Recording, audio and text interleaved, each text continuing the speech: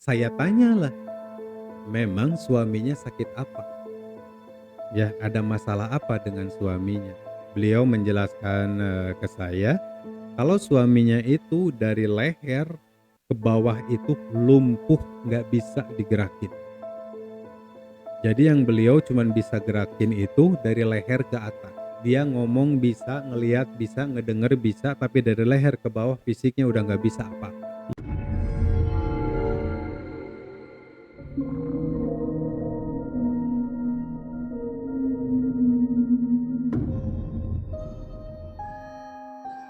Balik lagi ke khodam nih Hmm, Kang, karena kita lagi bicara khodam nih betul, ya. betul. Sebenarnya manfaat ya udah pasti banyak ya Kang ya, Hmm. manfaat dari khodam, entah itu mau khodam jinnya kafir ataupun muslim ya itu pasti gitu Hmm. kan, banyak Memiliki manfaat, fungsi yang berbeda. memiliki fungsi yang berbeda Iya, dan maksudnya tergantung tujuan dari si orang yang pengen memiliki khodam iya, tersebut betul, gitu kan. betul, Dan di balik manfaat atau fungsinya tersebut ternyata ada juga resikonya gitu kan betul, ya Kang, betul. kita Pasti, memiliki kodam. pasti. Oke, saya akan coba menjelaskan manfaat dan resiko atau Iya, fungsi, hmm, dan manfaat serta resiko dari kita memiliki kodam iya, seperti apa. iya, Yang pertama itu manfaat udah pasti gitu kan ya Kang, hmm, bisa dibilang banyak, ya iya gitu kan, tergantung orang yang niatannya memiliki kodam itu untuk apa. Pasti kan itu hmm, bermanfaat dan berfungsi untuk orang tersebut gitu hmm, kan ya. iya, Dan yang kedua itu kalau kodamnya itu dari golongan jin yang muslim, ya itu hmm, bisa jadi bimbingan spiritual juga buat kita. betul, Buat kita betul, jauh lebih baik lagi dalam konteks betul. beribadahnya, ya Urusan kan? agama. Dan yang berikutnya manfaat atau fungsinya itu, ya kalau misalkan di barang, ya mungkin bisa buat kekuatan tubuh gitu kan, Hmm, keberanian kita dalam iya, menghadapi iya, seseorang gitu betul. Atau kan, ngadapin apapun. menghadapi apapun Iya, kita ya berani gitu hmm, kan. Kemudian penglaris juga iya iya, gitu kan. iya, Pemikat juga iya, ada ya Kang ada, ya. ada. Jadi sebenarnya manfaat dan fungsi dari hodam tersebut tuh sangat-sangat banyak. Yang balik Betul, lagi tadi saya katakan itu tergantung dari orang pengennya seperti apa ini hodam betul, dipergunakannya. betul, betul. Tapi resikonya pun ada Jelas ya ada, kan, jelas pasti ada. jelas Di ada. samping dari fungsi dan manfaat pasti ada resikonya Betul, gitu kan ya. betul. Yang pertama kalau misalkan si khodam itu dari golongan jin yang kafir Kafir. ya, Iya, itu akan ngebimbing spiritualnya kita itu ke arah yang tidak baik betul. ya Kang Makin ya, menurun, makin makin buruk. menurun ya, tingkat ibadah kita makin Iya, menurun tingkat ya, ketaatan kita pun. tingkat ketaatan kita pun sama. Mhm, Dan yang kedua itu bisa mempengaruhi mental dan fisik kita iya, jelas, ya Kang ya, jelas, seperti apa tuh Kang? jelas. Hmm. Kalau pertanyaannya seperti apa sih sebenarnya, Kang Dep sendiri pun ya teman-teman bisa ngejawabnya ya, Oke. karena, saya sama Kang Dep itu, eee, banyak, ngebantu, Ya. ya banyak ngebantu orang, Hmm. yang memiliki permasalahan di hal-hal yang, Sifatnya nah, khodam yang ya Kang ya. sifatnya Hmm. hodam, yang sifatnya mistis ya, Hmm. yang sifatnya ilmu-ilmu yang aneh gitu ya, atau yang sifatnya karena, dikerjain orang Hmm. ya Kang ya. Ya. Nah, ini pertanyaan Kang Dep kan, ini apakah berakibat buruk ya terhadap mental, terhadap fisik? Hmm. Betul, untuk kodam ya dari jin yang golongannya kafir itu memiliki eh, apa resiko yang buruk terhadap mental dan fisik kita. Hmm. Saya ambil salah satu contoh.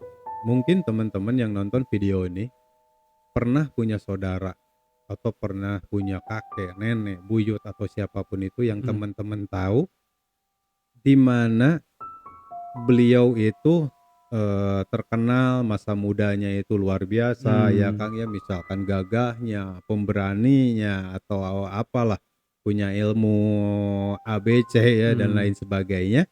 Pas begitu menjelang ketua, mulailah sakit-sakitan yang menahun, ya Oke. Kang ya. Hmm.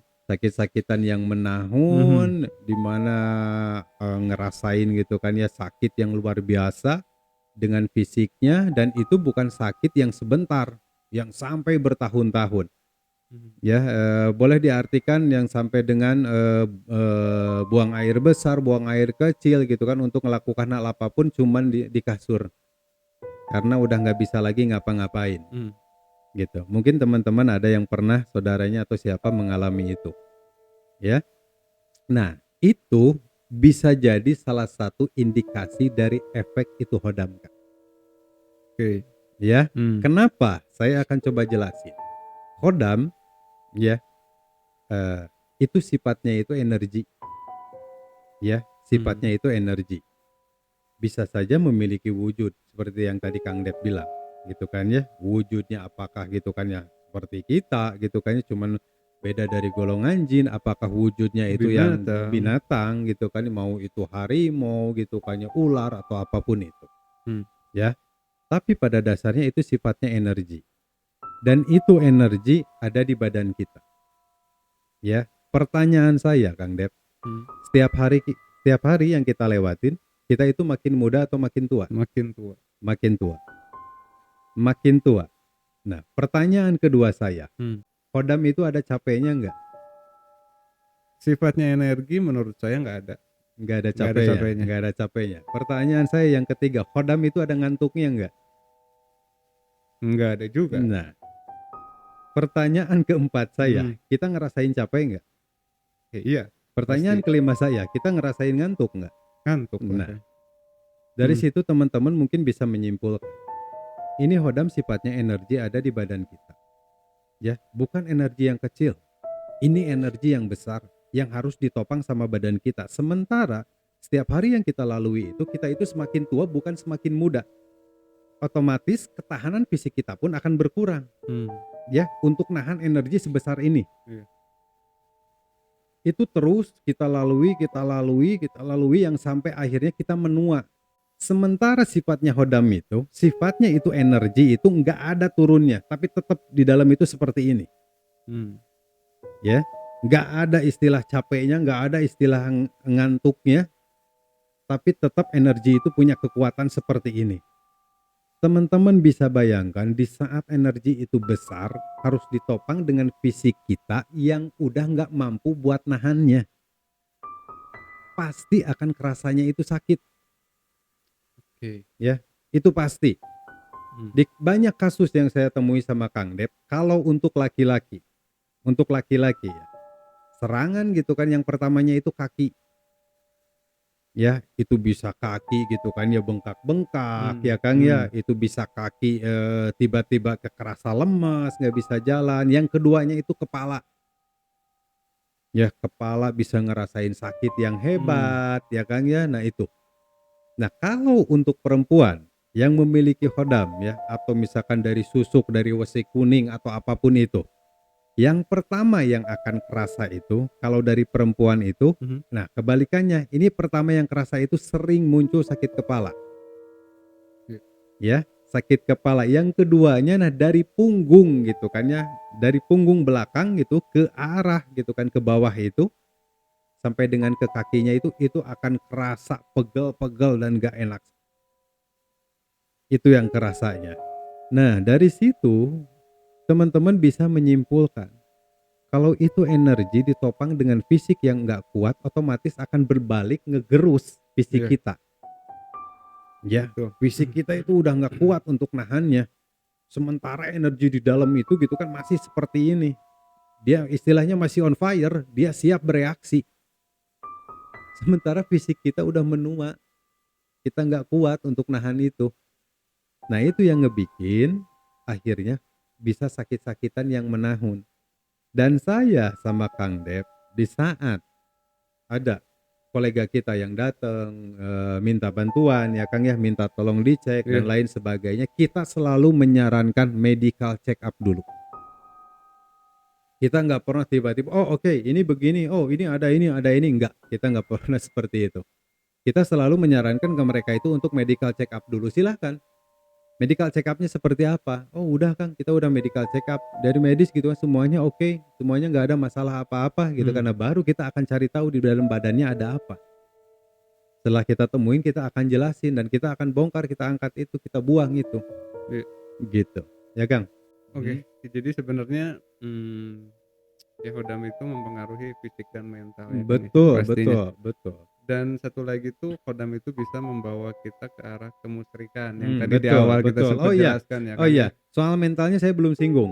Nah itu Ya, kan tadi saya soal fisik. fisik, betul. Nah soal mentalnya, reaksi hodam gitu kayaknya kalau terhadap mental kita itu seperti apa? Mmm, Untuk golongan hodam yang berasal dari jin yang kafir, mhm, ya secara mental itu kita yang pertama salah satu cirinya kita akan mudah emosional.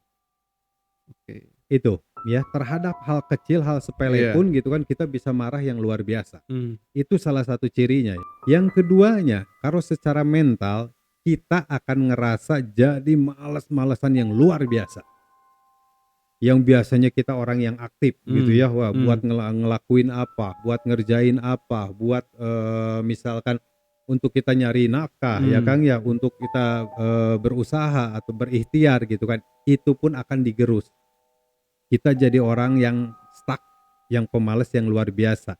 Yang ketiganya, di saat seseorang menyinggung atau mengajak untuk balik lagi ke arah ibadah, mhm, gitu kan, itu akan sangat keras menolaknya.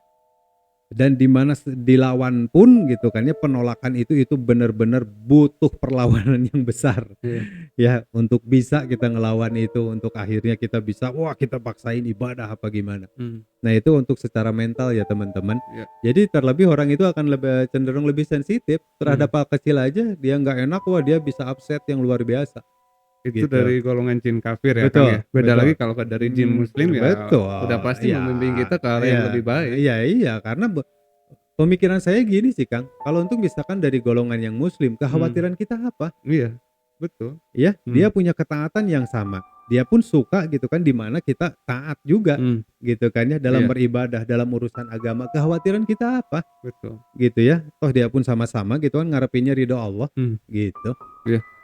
Dan menyinggung pernyataan Kang Hendy barusan ya, Mhm, dengan maksudnya ngasih beberapa contoh dari kolega atau klien kita ya, Kang, iya yang memiliki mungkin masalah dalam tanda kutip iya, tentang hodam ini. mhm, Kita mau sedikit bercerita ya, Kang, betul ya. betul, Sedikit pengalaman kita di heeh, beberapa tahun ke belakang gitu kan, mhm, ngebantu ya, Kang, ya, betul, kolega atau klien kita yang, ada sangkut pautnya dengan kodam tersebut ya, iya Kang, ya. bener, Kalau nggak mhm, salah itu di tahun 2000 8 kalau nggak salah Kang, dua ya, dua dua ribu iya delapan ya ya, Kang, ya, sekitar kalau nggak itulah salah. 2008 kalau nggak salah. Itu ada se seorang laki-laki ya, Kang, ya, Betul betul laki-laki yang sudah menikah. betul, udah punya anak Udah juga. punya anak juga dan beliau tinggalnya nggak di Bandung ya, Kang, Betul ya. Pada betul, saat itu beliau tinggalnya di Ciamis Ciamis, ya. iya. Jadi, awalnya istrinya ya, Kang, ya. Istrinya tuh, Istrinya yang datang iya, ke kita ya. mmm. Mungkin lebih detailnya gimana nih, Kang? Saya agak sedikit lupa-lupa ingat nih. Sama Mmm, ya cuman, ya, detailnya pun ya, mmm, ya ini 2008 lah Kang ya. betul, Kenapa kita ingat 2008? Karena saat itu teman-teman, saya sama Kang Dep itu masih tinggal serumah sama mama. iya, Ya, kita masih serumah sama mama di 2008 itu dan saat itu pun saya sama, Kang Dep itu, belum berkeluarga iya, ya.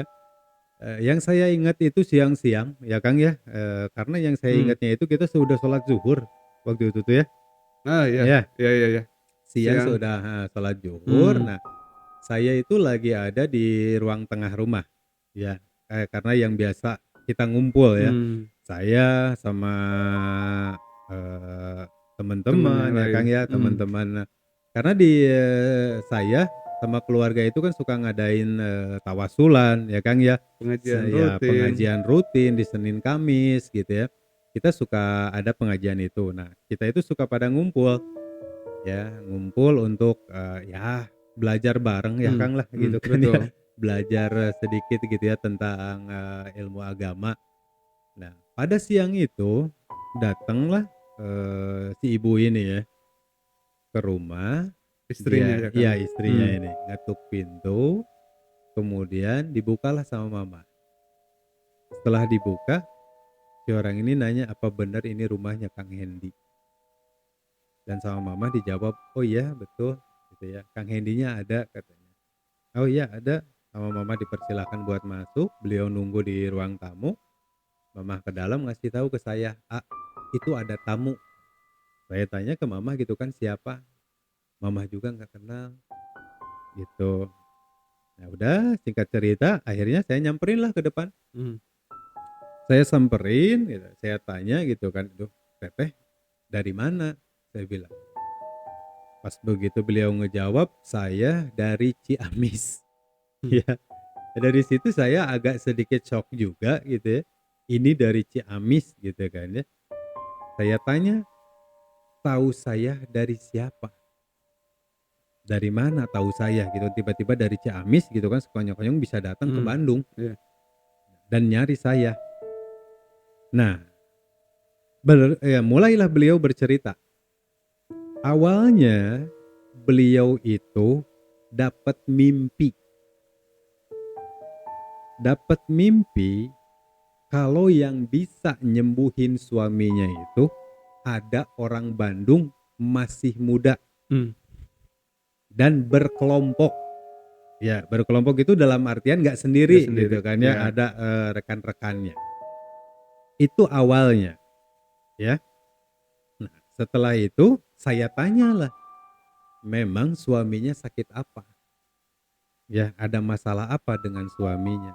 Beliau menjelaskan, ke saya kalau suaminya itu dari leher ke bawah itu lumpuh, nggak bisa digerakin. Jadi yang beliau cuman bisa gerakin itu dari leher ke atas. Dia ngomong bisa, ngelihat bisa, ngedenger bisa, tapi dari leher ke bawah fisiknya udah nggak bisa apa-apa. Mhm. Nah dari situ saya, agak heran juga ya Kang ya, Betul. heran dalam artian ini berawal dari mimpi katanya ada yang bisa, ngebantu Mhm. suaminya, nyembuhin Mhm. suaminya orang Bandung. Nah sampai akhirnya datang ke saya. Buat saya kan yang pertama itu nggak masuk akal, ya. Tiba-tiba dari Ciamis karena mimpi tiba-tiba bisa datang ke saya, buat saya itu nggak masuk akal. Kemudian saya tanyain gitu kan, "Tahu saya dari mana?" Ya. Nah, setelah dari mimpi itu, kalau, beliau ngedapetin hal itu di mimpi ya, kalau Mmm. orang Bandung gitu ya yang bisa ngebantuin. Nah, beliau punya saudara yang tinggal di Bandung, ya dan, ya ini mungkin qadarullah ya Kang Iya. ya. Ini saudaranya yang tinggal di Bandung itu, beliau ini punya pabrik kerupuk, ya, kerupuk aci ya Kang ya, Iya. kalau istilah Sunda mah kerupuk blek. Mmm. Ya, beliau itu punya pabrik kerupuk yang qadarullah-nya pabrik kerupuk itu nggak jauh dari tempat tinggal saya. Kalau kita jalan kaki itu bisa kurang lebih berapa, Kang Dep? Berapa menit lah ke pabrik kerupuk itu 10 tuh? sampai 20 menitan kalau jalan kaki ya. Iya, ya Kalau kurang pak lebih 20 menitan iya, lah ya. kalau pakai kendaraan mungkin 10 menit Iya juga 10 nyampe. menit. Nah itu dari tempat, saya sama Kang Dep itu ya dari rumah mamah Mmm. itu untuk ke pabrik kerupuk itu kurang lebih kita jalan kaki itu 20 menit. Ya, qadarullah-nya si teteh ini nelponlah ke saudaranya yang di Bandung. Dia nanyain kalau dia itu dapat mimpi, katanya yang bisa ngebantu untuk kesembuhan suaminya itu orang Bandung, masih muda tapi ini banyakan katanya, nggak sendiri. Mmm. Ya, qadarullah-nya yang kedua, ya, si bapak yang punya pabrik kerupuk ini pernah datang ke tempat saya untuk meminta bantuan saya dan rekan-rekan. Ya, itu pun terjadi udah berapa tahun ke Tahun ke belakangnya ya, belakang, Kang, ya? iya. Ya, itu udah berapa tahun ke Mmm. belakangnya, beliau datang ke tempat kita dan kita pun pernah ngebantuin beliau. Nah, dari situ pas begitu saudaranya itu nelepon, si teteh yang dari Ciamis ini, nelepon, ngasih tahu dia dapat mimpi katanya ada orang Bandung begini begini begini. Nah, langsung si bapak yang punya pabrik kerupuk itu keinget ke saya. Oh, itu mah Kang Hendy. Mmm, Ya, walaupun kalau menurut saya ya walau alam bisa iya, siapa aja ya Kang ya. karena banyak yang Banyak muda ya Kang yang yang maksudnya muda, seperti orang itu. Bandung itu Mmm, banyak gitu kan ya. Dan saya nggak ngerasa gitu kan ya orang yang berilmu sama Kang Dep itu nggak ngerasa gitu kan ya kita wah sebagai siapa atau apa, enggak gitu kan ya. Apa yang kita bisa gitu kan ya kita bantuin aja di saat orang gitu kan minta bantuan ke kita. Nah dari situ disampaikan "Oh itu Kang Hendy," katanya, "dari sini deket," gitu kan ya, "bisa cenah jalan kaki," gitu kan ya, "mau pakai motor juga bisa cenah deket rumah Kang Hendy." Nah dari situ dia datanglah ke Bandung, ke rumah saudaranya, dari rumah saudara yang punya pabrik kerupuk itu diantarlah ke tempat kita. mmm, Itu cerita awalnya. dan sedikit tambahan nih Kang, Iya, sebelum, istrinya mimpi mhm, tersebut tuh kan, karena beliau tuh udah menjalani beberapa ikhtiar ya Kang ya, betul, dan betul akhirnya betul betul. hopeless ya dalam Iya, artian, nggak ada nggak ada perubahan perubahan. yang signifikan ke Mhm, suaminya tersebut mhm, gitu kan. Udah ikhtiar ke manalah, di daerah Ciamis, di luar daerah Ciamis, betul, tapi masih belum ada perubahan yang iya, signifikan. Nah makanya kenapa gitu kan beliau, jauh-jauh dari Ciamis iya, dengan semangatnya datang ke iya, Bandung dan nyamperin ke tempat kita tuh karena di mimpi itu seolah-olah beliau tuh menceritakan ke kita tuh seolah mendapat gambaran atau mendapat mhm, petunjuk nih, iya. gitu kan, petunjuk yang sebelumnya beliau belum pernah dapatkan Iya di iya mimpi gitu kan. iya, bener. Karena sejauh beliau ikhtiar tuh ya ikhtiar ke, medisnya ada gitu kan, Betul ikhtiar ke betul. orang bisa, ke kiai, ke ustad pun Iya ada. iya, betul. Cuman nggak ada petunjuk yang dia dapetin Eee, di mimpi iya, itu lewat gitu mimpi kan, lewat dululah, mimpi itu, clue-nya gitu ya clue-nya. Nah istilahnya. makanya Kang Hendy pun sempat kaget gitu kan, ini jauh-jauh dari Ciamis Iya datang gitu kan iya untuk sekedar nanyain, "Ini betul iya alamatnya Kang Hendy?" iya, Gitu kan. Dan ya itu sih singkat cerita dari sebelum mimpi itu ya, beliau tuh sempat hopeless gitu mhm kan dan putus asa mhm. gitu. Balik lagi ke ceritanya, setelah, beliau menceritakan kondisi suaminya seperti itu, Mmm, eee, seperti yang tadi saya bilang ke teman-teman, untuk orang yang datang ke kita minta bantuan apa dan lain sebagainya, saya selalu bertanya itu apakah udah medical check up? Dan itu pun sama persis saya tanyakan pada tahun 2008 itu saya tanyakan persis ke orang itu apakah ini udah medical check up? Ya, dan luar biasanya saat itu datang ke saya itu dengan ngebawa map warna coklat iya yang warna kuning ya kan. betul, Dan itu semua map yang berasal dari rumah sakit. iya, Ya, ada hasil labnya, ada hasil ronsen ya Ronsen, Kang ya, dan, lain sebagainya. Dan di situ dinyatakan nggak ada masalah apa-apa. Ya, termasuk dengan syarafnya gitu, dengan metabolisme gitu ya, ya metabolisme tubuhnya mmm, itu nggak ada, semuanya normal ya Kang? semuanya normal. Tapi suaminya nggak bisa ngegerakin tangan dan kakinya, selain ngegerakin kepalanya aja, selain bicara, ngedengar, ngelihat, sisanya nggak ada yang bisa Mmm, dilakukan. Singkat cerita, akhirnya saya, ke si teteh itu bilang, eee, pas begitu si teteh itu ngomong, "Kang Hendy bisa nggak ngobatin suami saya?" Itu pertanyaan dari dia. mhm, Dan saat itu juga saya tegas, saya jawab, ke beliau, "Saya nggak bisa." Ya. Kenapa saya jawab nggak bisa? Pertama, saya nggak belajar ilmu kedokteran. Yang keduanya saya bukan dokter. mmm, Yang ketiganya saya tidak menguasai gitu kan tentang gitu kan ya kelumpuhan atau syaraf, tubuh ya mmm, Kang ya, gitu. Saya jawab tegas seperti itu. iya, Tapi saya bilang, kalau saya dimintain untuk ngedoain, insya Allah iya doa yang saya bisa saya akan bantu untuk doain, gitu. Yang akhirnya, "Oh iya," katanya, "mau minta didoain insya Allah. Kalau begitu bawa aja," saya bilang mmm, suaminya untuk datang ke Bandung. Selang berapa hari ya Kang Dep waktu itu tuh, saya bener-bener, mmm, nge-blank lupa 3 apa apa 4 hari ke depan sekitar gitu itulah kan ya. karena masih di minggu yang sama Iya, ya. dari pertama kali si, tetehnya itu datang dan berikutnya itu 3 sampai 4 hari Iya kan. masih di minggu yang sama Masih ya di yang minggu kita yang ingat. sama, betul. Nah, selang beberapa hari akhirnya datang lah. Datang itu nggak langsung ke tempat saya, tapi ke tempat saudaranya dulu yang punya pabrik kerupuk Mmm, itu. Dari situ beliau nelpon ke saya ngebilangin kalau saya gitu kan udah ada nih di rumah saudaranya. mmm, Sementara saudaranya itu kan saya udah kenal ya. Kita pun silaturahim baik dengan mereka. betul. Sudah itu singkat cerita saya sama Kang Dep pergilah ke sana ke rumah saudaranya.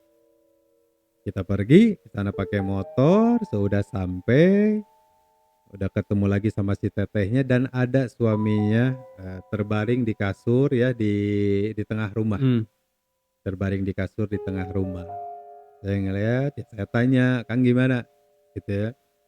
Eee, Dia pun pertama kali ngelihat saya, dia netesin air iya, mata, ya Kang ya. betul, masih ingat sih saya itu Kang. Betul, dia netesin air mata, dia bilang, "Alhamdulillah, alhamdulillah." Dia terus bilang seperti itu. Saya sampein, "Kang, saya nggak menjanjikan apa-apa.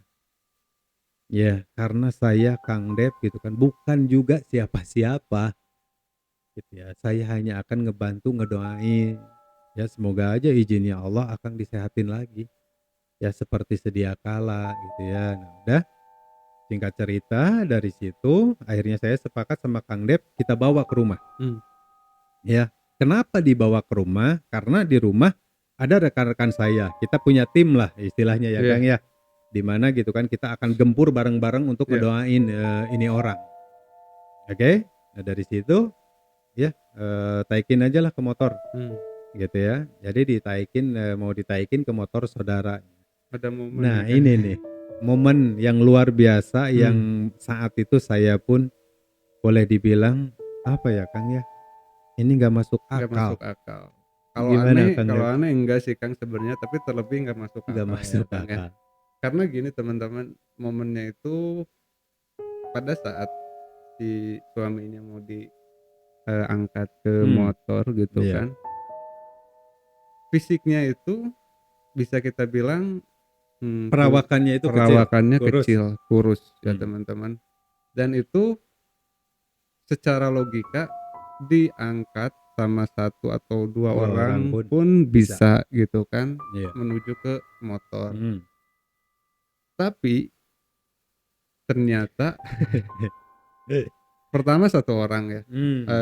ada saudaranya di situ yang Iya. perawakannya Perawakannya besar itu. besar, Itu besar jauh sih. lebih gede dari, Dari kita dari juga. kita Ya juga itu ya, tinggi besar itu. perawakannya tinggi besar, dia dengan pedenya, Ngangkat. ngangkat gitu kan Hmm. dan nggak keangkat. Itu yang pertama ya teman-teman. Iya. Dengan perawakan tinggi gede, untuk ngangkat seseorang yang kurus, bisa kita Fisiknya bilang jauh lebih kurus, kecil, fisiknya jauh lebih kecil, itu nggak dia bisa. nggak bisa ngangkat loh, Hmm. ya kan. Dan pada akhirnya dia coba untuk kedua kalinya, mungkin dia salah salah Ah, tempat iya atau salah salah posisi. posisi untuk ngangkatnya, Betul betul. tetap nggak bisa. Dan akhirnya Kang Indi menyarankan untuk dibantu lagi sama satu orang Hmm. ya Kang ya, Iya. pada saat itu Iya tuh, "Kang Kang bener. punten, bantuin lagi nih buat Hmm. diangkat." Iya. Dibantuin lagi lah sama, cowok satu orang Iya lagi, itu pegawai itu ya. pegawai Pegawai pabrik iya kerupuk itu. pabrik kerupuk itu. Oke lah, datang gitu kan satu orang lagi dengan posisi yang berlawanan gitu Hmm. ya Kang ya, diangkat, sama di Itu pun situ nggak keangkat. enggak keangkat. Secara logika di situ Udah dengan 2 mulai orang aja udah nggak mulai nggak keangkat, masuk udah akal. mulai nggak masuk akal gitu kan. Oke, mereka coba gitu kan, 2 orang Hmm. itu tetep nggak bisa, Hmm. mereka kewalahan. Iya. Oh Yang ini udah mulai nggak masuk akal gitu iya kan, dan akhirnya kita meminta untuk bantuan nambahin lagi orang. 2 sampai 3 orang lagi ya Kang ya Iya. pada saat itu tuh, Iya. dan akhirnya total itu sampai 5 5 orang orang baru bisa keangkat. itu hanya untuk mindahin ya beliau itu untuk ditaikin ke motor, Iya, untuk dibawa ke rumah kita. Itu kita merluin 5 orang. Dan selain dari badannya yang super menjadi beratnya yang luar biasa. mmm, Yang saat itu saya rasain mungkin Kang Dep pun masih ingat ya Kang Dep, dari badannya itu ngeluarin aroma yang benar-benar itu nggak Iya, sedap betul. ya Kang ya. Mhm. Itu benar-benar aroma yang nggak sedap. Dari badannya itu ngeluarin ya aroma atau bau yang benar-benar nggak sedap. Dan pernyataan dari istrinya tersebut Kang, kalau nggak salah ya, kalau Kang Hmm. Hendy masih ingat pun sehari sebelum dia berangkat ke Bandung tuh, Mhm. suaminya itu sempat menghabiskan ikan sampai berapa kilo. Iya, Istrinya itu iya, sempat bilang iya, kan, ingat. itu aneh, Iya, itu iya, nggak iya, masuk benar. ya, bener kan? Saya ingat teman-teman, sehari sebelum pergi ke Bandung itu, ya, si bapak itu ya atau suaminya itu ngabisin ikan mas satu nampan, Iya, ya, digorengin satu ikan mas gitu ya.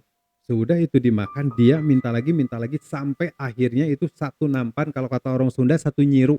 luar biasa. Itu dimakan dengan air kopi sebanyak 10 gelas. Iya, Jadi sudah setiap makan itu ikan, dia minumnya itu bukan air putih tapi dia minta minum air kopi, kopi hitam. Dia minum dengan satu nampan ikan itu dia ngabisin plus dengan air kopi itu sampai dengan 10 gelas. Itu cerita satu hari sebelum pergi. Nah, balik lagi ke cerita yang tadi, yang akhirnya diangkat lah Kang. betul. Diangkat ke motor sama 5 orang, kita jalan barengan lah, sampailah di rumah. Sudah di rumah, saya panggil lah tim kita ya untuk keluar untuk bantuin. Ya, pertama 2 orang dulu yang keluar gitu. Kenapa saya nggak cerita dulu ya tiba-tiba manggil misalkan 5 orang atau 7 orang gitu ya.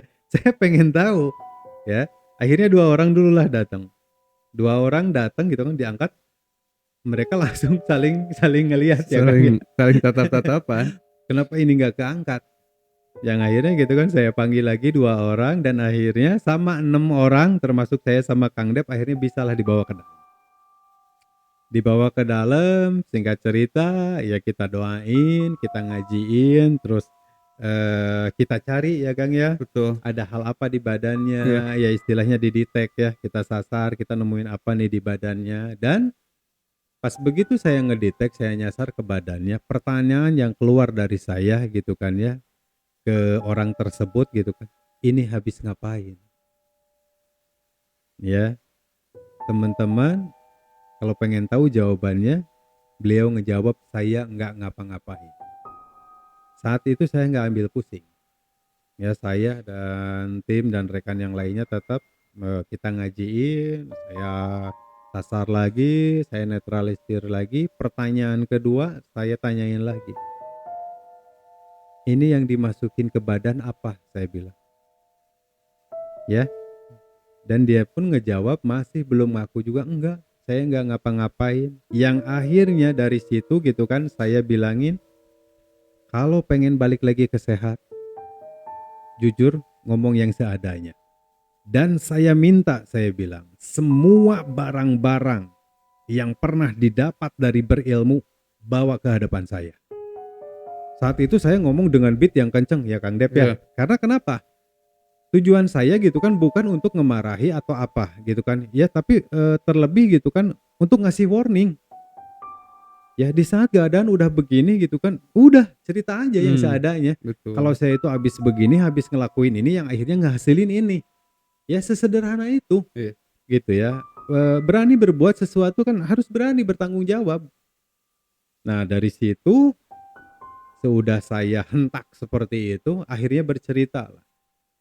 Ternyata dia itu ngilmu, kekebalan ya Mmm, Kang ya, ngilmu-ilmu kebal, ngilmu-ilmu asihan kasihan. atau untuk, pemikat, Mmm, ya terus ngilmu apa, mmm, apa pamacan ya Kang, waktu iya, itu tuh ya. iya, iya. Pamacan gitu Mmm, ya, mungkin orang-orang yang kebatinan ya, paham seperti itu sampai dengan beliau pun gitu kan ya, saat itu ada di taraf belajar, rawa rontek katanya ya Kang ya, betul. rawa rontek sama, apa, saipi apa, itu tuh? Saipi angin Angin ya? gitu ya? Angin, Saipi iya saipi saipi angin, angin. ya. Sampai dengan, ilmu-ilmu yang seperti Mmm, itu. Nah dari situ gitu kan saya sudah hentak yang akhirnya, istrinya nelepon ke saudaranya yang ada di Ciamis gitu mhm. kan, saya minta ke si bapaknya ini, jelasin barangnya ditaruh di mana aja, saya bilang bawa semuanya. Singkat cerita sudah ditelepon ke saudaranya gitu kan ya, besoknya saudaranya datang ngebawa itu barang ke depan saya, ke depan Kang Dep. Iya, Teman-teman kalau pengen tahu itu barang satu kresek besar. banyak banget teman-teman. Ya, dari yang jenisnya sabuk, di situ ada bulu harimau, Keris, ada keris semar, semar. ya keris semar yang kecil itu ya, Hmm. yang osi kuning itu. Kemudian ada apa Apa? yang kendi kecil, Buli-buli, buli-buli, buli-buli. ada buli-buli segala itu. Segala barang gitu kan udah jelas batu akik dan lain sebagainya itu ada di situ. Nah, dari situ oke gitu kan ya. Saya bilang gitu kan, semua barang ini saya akan musnahin. Saya akan bakar saya bilang. Gitu kan. Gimana gitu kan ya Bapak gitu kan ya, ridho apa enggak? Gitu kan. Iya katanya. Saya pengen sembuh lagi gitu kan. Udah akhirnya gitu kan, singkat cerita kita bakar, kita eksekusi semua barang Hmm. dan kita terusin, dan itu beliau itu sampai dengan nginep di rumah kita selama 12 hari. Iya. Karena itu saya ngenetralinnya sama Kang Dep sama tim itu gitu kan selama 12 hari itu, ngebalikin lagi kondisi badannya ke kondisi semula. Itu selama 12 hari ya. Dan setelah selesai 12 hari, yang teman-teman mungkin harus tahu ya, Iya, iya, harus tahu. harus tahu Hmm. itu orang setelah 12 hari sudah kita netralin, kita balikin lagi ke kondisi semula, Hmm. itu sama persis seperti bayi yang baru belajar jalan. Iya, Ya Kang Dep, betul. Jadi tahap demi tahapnya itu kayak bayi, kayak kayak anak yang baru belajar ya jalan. anak yang baru belajar jalan, terus kayak anak yang baru belajar ngangkat Ya, sesuatu megang gitu suatu kan, benda. dan baru kayak anak baru belajar masukin makanan ke dalam mulut Betul, ya Kang ya, betul. seperti itu. Dan itu teman-teman betul. Jadi seperti anak belajar jalan itu betul, dia itu ngerangkak di tembok rumah saya itu Hmm. sambil megang, dia itu sambil jalan, dia nyoba untuk ngangkat Hmm. gelas, dimasukin ke mulutnya ya. Dia nyoba gitu kan ya untuk naruh suatu Iya. barang itu seperti itu, dan benar-benar itu sangat-sangat slow motion. Benar-benar lambat. Gerakannya itu sangat-sangat lambat. Saya bilang dari situ pun ya istrinya termasuk beliaunya pun gitu kan udah sangat-sangat bersyukur ya bisa Hmm. lagi untuk berdiri, ngegerakin walaupun dengan yang lambat. Saya Hmm. bilang ke beliau ini butuh proses. Iya. Ya, gitu saya saranin gitu kan untuk terus gitu ya iya dijaga ibadahnya, ngebaca Quran, ngejikir gitu ya. Nah, selepas dari itu singkat ceritanya itu kurang lebih ada berapa minggu kemudian ya Kang ya. Sudah dari rumah kita itu 2 2 apa sampai 3 3 minggu ya? minggu. 2, 3 3 minggu minggu kemudian. kemudian ya akhirnya kan 12 hari itu sudah selesai mereka pulang, 2, 3 minggu kemudian itu mereka datang lagi ke Bandung ke tempat saya dengan keadaan yang jauh lebih baik. Iya. Alhamdulillahnya ya gitu. Dengan keadaan yang jauh lebih baik, di situ kita ngaji bareng ya, Hmm. baca Quran bareng, ya kita belajar sama-sama di situ. Dan luar biasanya ini beliau itu bekas jebolan dari salah satu pesantren di Pesantren, Ciamis. betul. Ya, dan saat itu pun saya ngedengar beliau ngebaca Quran itu sangat-sangat luar biasa Iya, suaranya. enak dan Enak dan ya aduh, ya merdu lah merdu. qiraatnya itu merdu Iya. sekali. Dan saya pun punya rencana sama Kang Dep ya teman-teman, saya minta ke tim untuk nyari kontak Iya. beliau, Hmm. untuk saya ajak ngobrol bareng, di podcast kita ya untuk beliau berbagi Iya. ceritanya gitu kan ya ke teman-teman semuanya tentang Hmm. kisah hidup beliau. Dan yang harus teman-teman garis bawahi juga, saya sama Kang Dep ini bukan, istilahnya orang yang berilmu yang nyembuhin beliau, bukan. Iya. Bukan sama sekali, Iya, bukan. ya. Kita hanya sama-sama berikhtiar, kita meminta ke Allah gitu kan, dan Berdoa, ya kita berdoa dan itu mutlak Allah yang nyehatin, yang nyembuhin ya, Allah. yang nyehatin, yang nyembuhin gitu ya, orang tersebut itu Allah. Saya hanya berikhtiar. Ya saya bukan orang yang berilmu atau bukan yang Iya. gimana, orang yang sakti, enggak sama sekali. Dan ya seperti pembahasan kita kali ini ya Kang ya, Betul. di soal Hodam ini. Iya, jadi ya sedikit cerita yang tadi kita sempat Hmm, jelasin, pengalaman kita ya Kang, ya. ya itu ada hubungannya dengan bahasan kita di video Betul, kali ini gitu kan. betul. bahwasannya Di badannya di itu. badannya itu memang kalau nggak salah 10 sampai 20. Wah, itu luar biasa. Karena Saya kan beliau tuh sempet bilang ke kita itu ngundang berapa 10 sampai 20 iya, jin berapa kan. puluh jin lah yang untuk jadi pengawalnya, ya Pengawal. pendampingnya beliau Betul. gitu. Karena saya persisnya pun gitu kan ya, jujur saya nggak hitung saat itu berapa hodam yang ada di badannya, yang jelas itu lebih dari 10. Iya. Teman-teman bisa bayangin, seperti yang tadi saya ceritain ke teman-teman, hodam ini sifatnya energi.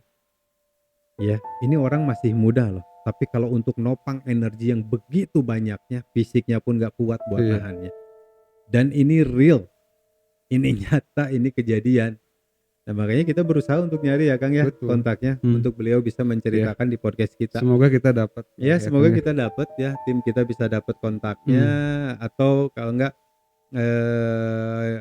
ada siapa nih yang nonton ya, Iya. saudaranya atau siapa, atau mungkin akangnya lagi nonton gitu kan, Akang boleh komen ya, kalau enggak DM ke IG kita, Betul. nanti kita ngobrol di podcast bareng-bareng, buat teman-teman ngedengerin ceritanya langsung nih dari orangnya.